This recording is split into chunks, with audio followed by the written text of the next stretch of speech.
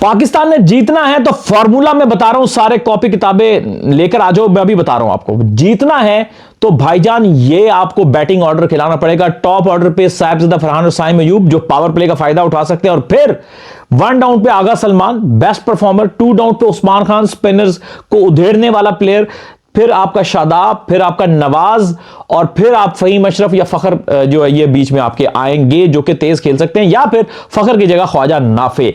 अब ये वो प्लेयर हैं जो कि बड़ी शॉट्स मार सकते हैं, बाउंड्री हिट कर सकते हैं और लपाड़ू शॉट खेल सकते हैं। लेकिन अगर आप बहुत सारे एंकर्स इकट्ठे कर दोगे तो फिर भाईजान एंकर्स तो आ जाएंगे, ठक्का तो लग जाएगा, लेकिन टीम का जो मोमेंटम है वो नहीं बन पाएगा, जो कि आपने पहले T20 में देखा था ऑस्ट्रेलिया के खिलाफ कि एक आपका मोमेंटम बना और मोमेंटम बनकर हाथ से निकल गया। यह बात आपको समझना अब जरूरी है।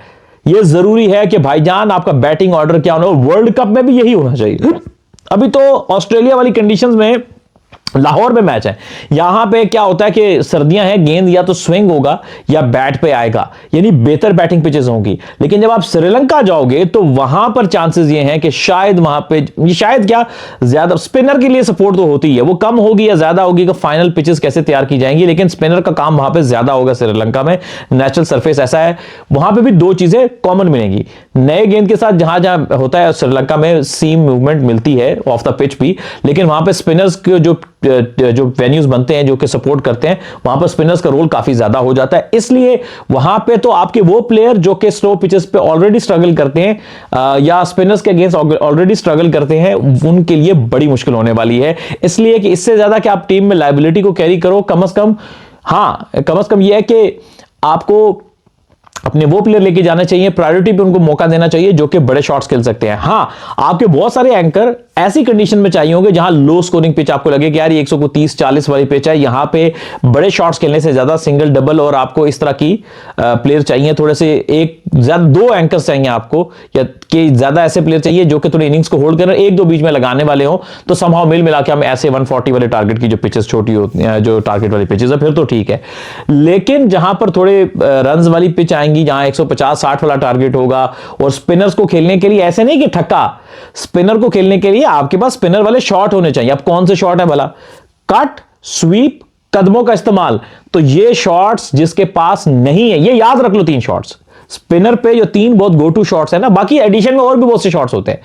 कट, स्वीप, क्योंकि स्पिनर पे जहां गेंद स्पिन होता है, याद रखना स्क्वायर ऑफ द विकेट, यानी कट पे और स्वीप स्क्वायर हो गए दोनों तरफ, इन पे शॉट लगता है। और तीसरा डाउन द ग्राउंड जाके, कि जिस कदमों का इस्तेमाल जो बैट्समैन अच्छा करके बाउंड्री को क्लियर कर सकता है।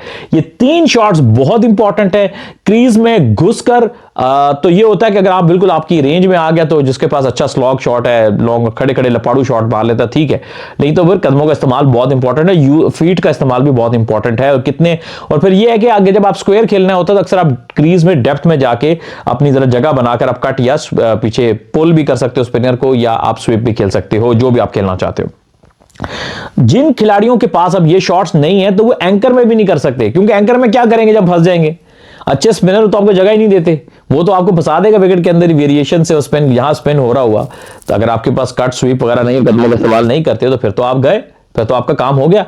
तो ये चीजें बड़ी इंपॉर्टेंट है, और सबको देखकर ही आपको अपने पहले प्रायोरिटी के 11 तय करने चाहिए। मैंने आपको बैटिंग ऑर्डर बता दिया: फरहान, साइम, फिर आगा, उस्मान खान, शादाब खान, मोहम्मद नवाज, फहीम अशरफ, या फहीम अशरफ तो ऊपर नीचे हो गए ना, 2 स्पिनर खेलेंगे, फहीम बाहर होगा, लेकिन बीच में जो एक प्लेयर की गुंजाइश है वहां पे फखर या ख्वाजा नाफे, जो कि फखर भी स्पिन जहां होता है वहां फंसता है, लेकिन अगेन जहां थोड़ा बेहतर पिच होगा तो फखर के पास ये सलाहियत है, उसकी कंसिस्टेंसी बहुत प्रॉब्लमेटिक है, लेकिन यह है कि जब वो चलेगा तो उसके बाद छक्के मारने वाली सलाहियत है, वो मिडिल ऑर्डर में चाहिए होती है। तो ये सारा सिनेरियो है। अब आपके हवाले से क्या राय है, क्या आप समझते हैं, कॉमेंट सेक्शन में जरूर बताइएगा।